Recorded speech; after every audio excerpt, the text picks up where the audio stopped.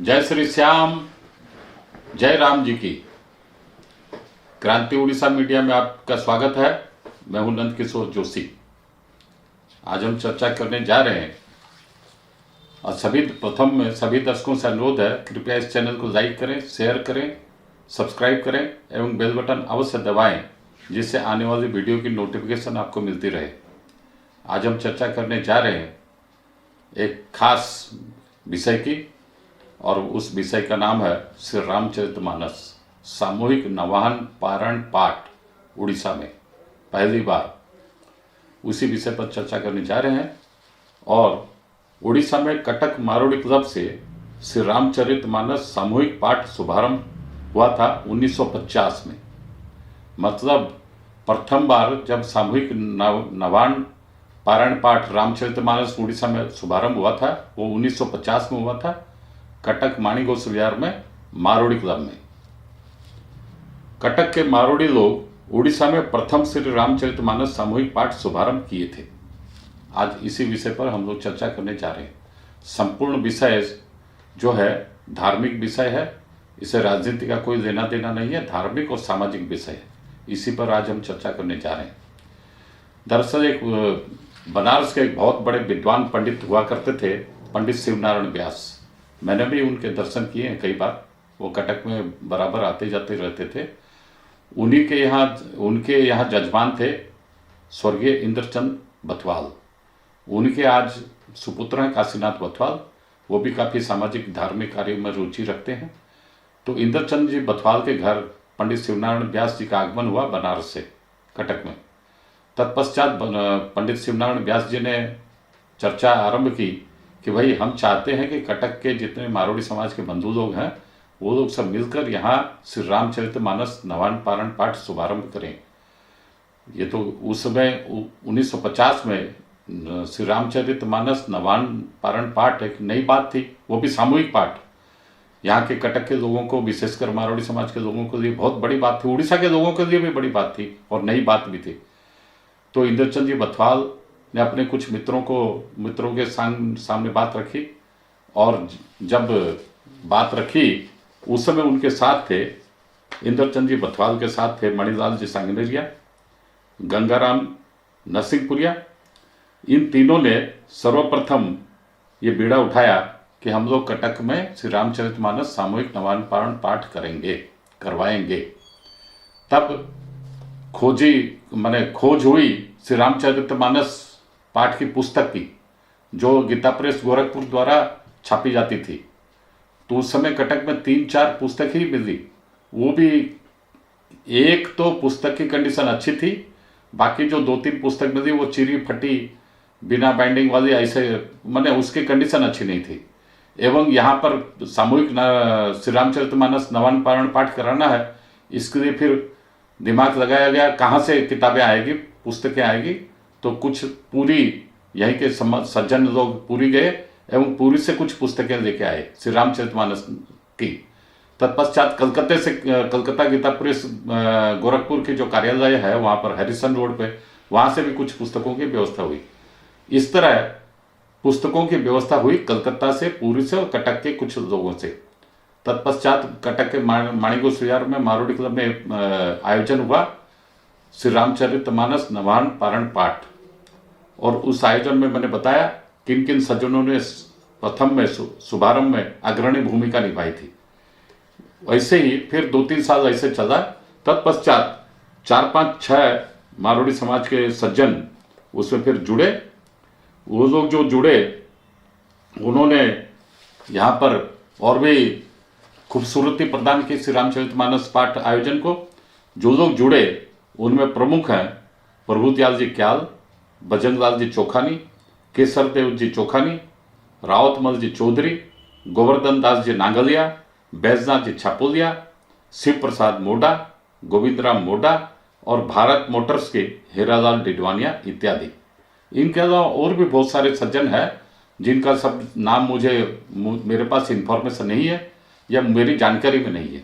बहुत सारे लोग, क्योंकि ये एक ऐसा पर्व था मारोड़ी समाज का सबसे मोस्ट पॉपुलर फेस्टिवल था मारोड़ी समाज के लोगों के बीच में, श्री रामचरितमानस नवान पाठ आयोजन मारोड़ी क्लब में। मैंने मेरे बचपन से देखा है इसको। इसके अलावा यहाँ एक और बात मैं आपको खास कहना चाहूँगा, ये जो मैं राम नाम की जो चद्दर ओढ़ के रखा हूँ, ये भी चद्दर जो है शुरुआती समय की ही है, यानी 1950 की है। ये चद्दर जो मैं कल संग्रह किया था, गोवर्धन दास नांगलिया के सुपुत्र हैं ओम प्रकाश जी नांगलिया, वे मेरे बड़े भाई जैसे हैं। और उन्हीं के यहाँ पर उनके 2 बार लगातार कल और परसों में गया उनके पास, और उनसे काफ़ी जानकारी भी मुझे मिली, एवं उन्होंने ही बोला ये नंदू भाई ये आप लेके जाओ। ये प्रथम जब शुरुआत हुई थी कटक में मारोड़ी क्लब में नवान पारण पाठ, उस समय की ये प्रथम चद्दर है जो मेरे पिताजी ने मुझे दी थी, और मैं भी इसको संदूक में रखा हूँ। तो मुझे वो संदूक खोल के परसों शाम को मुझे दिए थे। इसके अलावा मेरे दादाजी स्वर्गीय जोहरीमल जी जोशी कटक जिले के बांकी में रहते थे, एवं बांकी से बराबर यहाँ पर जो समिति आयोजन समिति है उनकी चिट्ठी पोस्ट कार्ड जाता था बांकी, और जब वो चिट्ठी जाता था तो बराबर 1950 से जब तक वो जीवित रहे, अर्थात 1971 तक जितनी बार यहाँ पर सामूहिक नवान पारण पाठ का आयोजन हुआ था मारोड़ी क्लब में, वो बराबर बारंबार यहाँ पर आते जाते रहे थे। एवं यह पुस्तक जो मेरे पास है अभी, श्री रामचरितमानस नवान पारण पाठ की गीता प्रेस गोरखपुर द्वारा छापी गई, यह पुस्तक उन्हीं मेरे दादाजी के हाथ के से मुझे मिली है। उनके मेरे दादाजी का नाम भी यहाँ पर लिखा हुआ है, और बाकी एड्रेस भी लिखा हुआ है। और जो यह मकान हमारा है कटक मारोड़ी क्लब के सामने, वो भी मकान मेरे दादाजी के द्वारा बनाया गया था 1925 में, और यहाँ रामायण आरंभ हुई थी 1950 में। अर्थात हमारा घर हमारे घर की स्थापना हुई 1925 में कटक माणिकोत्सव विहार मारोड़ी क्लब के सामने। उसके 25 साल के बाद मारोड़ी क्लब में श्री रामचरितमानस नवान पारण पाठ का शुभारंभ हुआ था। और जब भी यह आयोजन समिति मेरे दादाजी को बुलाती थी बांकी से चिट्ठी देके, तब मेरे दादाजी का यहाँ पर जो लोग सब 108 जो लोग सब बैठते थे, उनमें सर्वप्रथम स्थान मेरे दादाजी बैठा करते थे। मैंने भी 4-5 बार देखा है। वो एक अलग से आसन उनका लगता था, सभी के लोगों के बीच में एक अलग से आसन, प्रथम मतलब बैच में प्रथम आसन उन्हीं का होता था। मैंने भी मेरे बचपन में बहुत बार देखा ये बात। और इसकी काफ़ी चर्चा मैं सुना हूँ। करीब आज से 20 साल पहले आकाशवाणी में, कटक आकाशवाणी केंद्र से एक रेडियो टॉक उड़िया में आरंभ हुआ था। उसी आकाशवाणी केंद्र से सर्वप्रथम मैं आज से 20 साल पहले सुना था कि उड़ीसा में सर्वप्रथम कटक माणिकोत्सव विहार मारोड़ी क्लब में श्री रामचरितमानस नवान पारण पाठ का शुभारंभ किया गया था। ये सूचना मुझे प्रथम तो आकाशवाणी केंद्र से कटक से मिली थी, उड़िया में रेडियो टॉक के माध्यम से। तत्पश्चात मेरे भाई हैं, हमारे कजिन के हिसाब से, स्वर्गीय सज्जन जी जोशी, वो अभी 2-3 साल हो गया, उनका शरीर शांत हो गया, उनसे भी मुझे काफ़ी डाटा मिला है। वो भी काफ़ी सक्रिय रहे थे इस आयोजन समिति में शुरुआती दौर में ही, शुरुआती सालों से ही। तत्पश्चात श्री दीनदयाल जी मोडा, श्री काशीनाथ जी बथवाल और श्री ओम प्रकाश जी नांगलिया, इन तीनों से भी मैंने काफ़ी डाटा संग्रह किया है पिछले 3 दिन से। तब जाके मैं आज ये रिपोर्ट लेकर आपके सामने प्रस्तुत हुआ हूँ। एवं 1950 के बाद जब ये सिलसिला शुरू हुआ, तब ये सिलसिला अभी 74 सालवा चल रहा है, 74th ईयर नाउ रनिंग, 74वां साल चल रहा है। और इसमें समय समय पर थोड़ा बदलाव भी आता गया, क्योंकि पीढ़ी दर पीढ़ी 3 पीढ़ी मेरे ख्याल से इसमें आयोजन में लगी हुई है।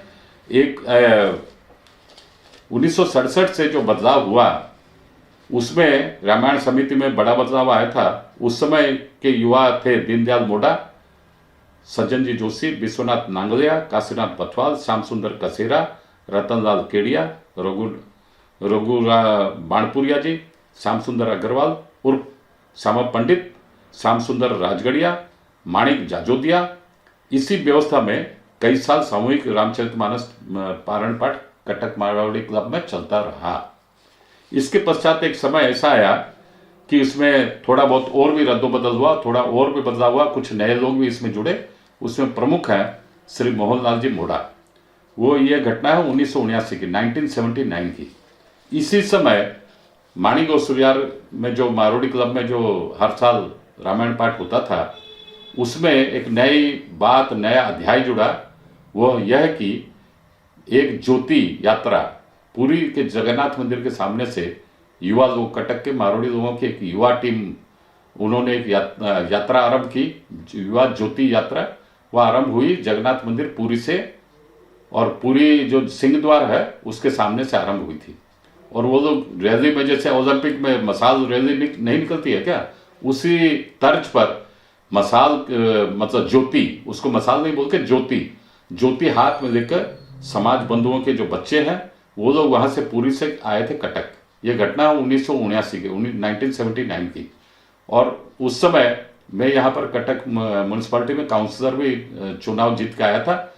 तो मुझे मोहनलाल जी मोटा एवं उनके कई साथी, उन्होंने मुझे अप्रोच किया, बोले कि आप थोड़ा सुरक्षा की व्यवस्था, थोड़ा पुलिस वगैरह की व्यवस्था में थोड़ा सहयोग कीजिए। तो मोहनलाल जी मोटा के साथ में मैं भुवनेश्वर में गया था, उनके बहनोई के यहाँ जो सत्यम शिवम सुंदरम जो दुकान है, श्याम सुंदर जी अग्रवाल, हम दोनों जाके श्याम बाबू को लेके भुवनेश्वर में पुलिस एसपी कार्यालय में हम लोग गए, उनसे मुलाकात किए, उनको चिट्ठी लिखकर उनको अनुरोध किए सुरक्षा देने के लिए। हमारे जो ज्योति जो निकली थी पुरी से, ज्योति रैली यात्रा, उसको सुरक्षा देने के लिए। एवं कटक में भी मैंने यहाँ के पुलिस आला ऑफिसरों को मुलाकात करके एक चिट्ठी के माध्यम से उनको अनुरोध किया था, और वह यात्रा बहुत सुखद रही, बहुत सुगम रही। कहीं कोई त्रुटि नहीं थी, कहीं कोई सुरक्षा में चूक नहीं थी। और समाज के करीब, मेरे को लगता है करीब 15-20 बच्चे पुरी से कटक, यानी 90 किलोमीटर की दूरी, वो लोग दौड़ दौड़ के, जैसे ओलंपिक में दौड़ दौड़ के सब मसाल लेके जाते हैं, उसी तर्ज पर श्री राम नाम की ज्योति वो लोग लेके आए थे पूरी जगन्नाथ धाम से। बहुत ही अच्छा, वो उस समय काफ़ी देखने लायक सीन थी। समाज के सैकड़ों की संख्या में, मतलब मर्द, महिलाएं, बच्चे, सब कोई उसमें देखने के लिए आतुर थे। और भव्य स्वागत उस ज्योति यात्रा को किया गया था यहाँ के नया चौधरी बाजार, नया सड़क, माणिक गोसुरियार इलाके में। और वो परंपरा जो 1979 में आरंभ हुई थी, वो परंपरा आज भी कायम है। मतलब करीब समझिए करीब 45 साल हो गया वो जो परंपरा आरंभ हुई थी, वो परंपरा आज भी कायम है। अब जब भी, यहाँ पिछले 45 साल में हर साल तो यहाँ रामायण होती नहीं है, लेकिन 45 साल में मैं सोचता हूँ करीब 25-30 बार तो हुई होगी। तो जब भी होती है ज्योति यात्रा, वहां से पुरी से आती है माणिक गोसुरियार मारोड़ी क्लब में। बहुत ही सुंदर वातावरण में ये काम होता है। बहुत अच्छी बात इसमें जुड़ी है, समाज के युवा बंधु भी इसमें बढ़ चढ़ के हिस्सा लेते हैं, पूरा समाज का भी सहयोग रहता है। अब मैं 2-4 बात और बताऊंगा, वह यह है कि ये जो मंच है श्री रामचरितमानस का, सामूहिक नवान पारायण पाठ का, इसकी 2 खूबी है, 2 विशेष बातें। एक तो बात यह है कि ये यहाँ जो पाठ होता है वो डबल पाठ होता है। डबल पाठ ऐसे कि एक लाइन बोलते हैं व्यास जी, जो सुबह जो पाठ होता है करीब 8 बजे आरंभ होता है और करीब 2 बजे तक ये पाठ चलता है। 6 घंटे, बीच में 2 विश्राम भी होते हैं। तो ये जो पाठ होता है 6 घंटे का लगभग पाठ होता है, उसमें डबल पाठ होता है। एक बार व्यास जी महाराज जो मंच पर विराजमान रहते हैं, वो एक लाइन पढ़ेंगे पूरी, उसके बाद उसी लाइन को रिपीट करेंगे जो बाकी जो नवान पारायण पाठ में जो लोग बैठे हैं, उसमें भूदेव लोग भी रहते हैं, दूसरे लोग भी रहते हैं। वो लोग सेकंड, मतलब सेम लाइन को 2 बार पढ़ा जाएगा। प्रथम बार पढ़ते हैं व्यास जी, दूसरी बार पढ़ते हैं दूसरे जो पाठक लोग हैं। उसमें महिलाओं की संख्या भी काफी रहती है, मतलब सैकड़ों की संख्या में हर साल जब भी यहाँ नवान पारायण पाठ होता है, 400, 500, 600 आदमी, औरतें भी सब मिलके यहाँ डेली पाठ करते हैं, सुबह 8 से करीब लगभग 2 बजे तक। डबल पाठ, यह डबल पाठ जो है, जो मेरे पास इंफॉर्मेशन आई है, ये शायद भारत में कहीं नहीं हुआ। सब कहीं नहीं होता है, कहीं नहीं हुआ मैं नहीं बोलता हूं, कहीं नहीं होता है यहां, लेकिन डबल पाठ होता है। साधारणतया क्या होता है कि एक ही लाइन को हाफ लाइन बोलते हैं व्यास जी, दूसरी जो सेकंड हाफ लाइन को बोलते हैं दूसरे लोग, पाठक लोग, या नहीं तो एक लाइन बोलते हैं व्यास जी, सेकंड लाइन को बोलते हैं पाठक लोग। लेकिन ये एक विशेष बात है यहाँ पर कटक मारोड़ी क्लब की श्री रामचरितमानस नवारण पाठ की, कि सारी लाइनें प्रथम बोलेंगे व्यास जी, उसी लाइन को सेकंड में बोलेंगे पाठक लोग। मतलब पूरे रामचरितमानस का डबल पार्ट हुआ। एक पार्ट व्यास जी करते हैं पूरा, दूसरे में सारे पाठक लोग मिलकर करते हैं। डबल डबल पार्ट होता है। ये एक यहाँ की विशेष बात है, जो कि भारत में शायद कहीं नहीं होता होगा, या होता भी होगा तो इक्का दुक्का जगह होता होगा। और एक बात है, ये इतना बड़ा सम्मानित मंच है कि यहाँ भारत के श्रेष्ठ रामायणी और वक्तागण यहाँ पर आते हैं। यहाँ दिन में 2-3 बजे तक तो रामायण पारायण पाठ हो जाता है। तत्पश्चात शाम को 7 बजे से करीब 7, साढ़े 7 बजे से रात करीब 11:30-12 बजे तक यहाँ मजमा लगा रहता है। 9 दिन तक जो प्रवचन वगैरह होते हैं, और एक से बढ़कर एक महात्मा, बड़े बड़े विद्वान यहाँ पर कटक माणिक मारोड़ी क्लब में आए हुए हैं।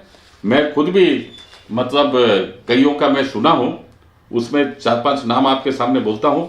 इसमें एक तो ये एक है प्रतिवादी भयंकर जी, हालांकि मैंने इनका नहीं सुना, लेकिन इनको मैंने रूबरू नहीं देखा, लेकिन इनके बारे में सुना है कि बहुत अच्छे वक्ता थे, बहुत अच्छे विद्वान थे। इसके अलावा बैरागी बाबा वृंदावन से आए थे, मैं इनका सुना हूँ। पीयूष जी महाराज, इनको भी मैं सुना हूँ। अमिता जी, पंडित शिवनारायण जी व्यास जो बनारस वाले, बिंदु जी महाराज वृंदावन से, इन सबको मैं सुना हूँ यहीं पर मारोड़ी क्लब में। और ये पाठ के साथ साथ ये जो मंच की सजावट, मंच के बनावट, सजावट, पूरे पंडाल के सजावट देखने लायक अद्भुत नज़ारा। और पिछले मतलब जब जूं इसकी मतलब जो साल बढ़ता जाता है, त्यों सजावट भी इसकी बढ़ती जाती है। और आजकल तो क्या है कि जब 14-15 दिन तक का नवान पारायण पाठ तो होता है 9 दिन का, लेकिन उसके यहाँ और एक खास बात है कि 10वें दिन होते हैं सामूहिक हनुमान चालीसा पाठ। वो 24 घंटे के होता है अखंड हनुमान चालीसा पाठ। 11वें दिन भगवान जाते थे विसर्जन के लिए नदी में। लेकिन आजकल क्या है कि ट्रेंड है 25-30 साल से 35 साल से कि और छोटे छोटे उत्सव भी इसके साथ में जोड़ दिए जाते हैं। अर्थात 14-15 दिन का ये आयोजन होता है और बड़ा ही आकर्षक मनोरम आयोजन होता है यहाँ पर। इसमें एक दो बात और मैं आपके सामने कहना चाहूँगा। यहाँ एक ही संपुट हमेशा, मैं बचपन से देखता आया हूँ, एक ही संपुट हमेशा लगता है। वो संपुट क्या है? मंगल भवन अमंगल हारी, द्रवोस दशरथ अजीर बिहारी। यही संपुट हमेशा रामचरितमानस में पाठ में दिया जाता है। और बिंदु जी महाराज जो आए थे मारोड़ी क्लब में, उनका बहुत ही अच्छा प्यारा भजन 2-4 लाइनें हैं, मैं आपको गा के सुनाना चाहता हूँ। वो बोलते थे, हमें निज धर्म पर चलना बताती रोज रामायण, सदा शुभ आचरण करना सिखाती रोज रामायण, सरल कविता की कुंजों से बना मंदिर है हिंदी का, हृदय आनंद झूले पर झुलाती रोज रामायण। ऐसी ये रिपोर्ट है, मैंने आपके सामने रखी है। और इस रिपोर्ट को बनाने में मुझे मदद किए हैं स्वर्गीय सज्जन जी जोशी, दीनदयाल जी मोडा, काशीनाथ जी बथवाल, ओम प्रकाश नागलिया।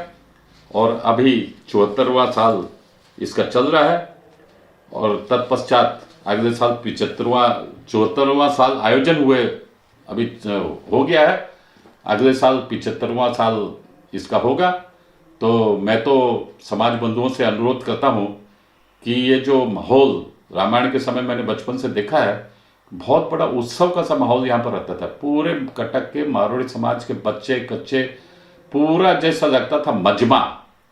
10-11 दिन तो बचपन में हमने देखा, 10-11 दिन तक तो पूरा मजमा लगा होता था। इतनी भीड़ भड़का, सभी घर से औरत बच्चे बूढ़े जवान सब के सब माणिक मारवाड़ी क्लब में आना जाना लगा ही रहता था। और बंदरों को, यहाँ पर बंदर भी काफ़ी है, बंदरों को भी काफ़ी केला वगैरह और फलाहार, बंदरों को भी फल दिया जाता था। मैंने सब मेरे आंखों से देखा है। और समाज बंधुओं से अनुरोध है कि अगले साल 75वां साल आयोजन का होगा, श्री रामचरितमानस नवन पारण पाठ का मारोड़ी क्लब में, तो उसको बहुत बड़े धूमधाम तरीके से मनाए। सबका सहयोग भी रहेगा, हमारी क्रांति उड़ीसा मीडिया का भी सहयोग रहेगा। इन चंद शब्दों के साथ मैं आज की मेरी वाणी को यहाँ विराम देता हूँ। जय हिंद, वंदे मातरम।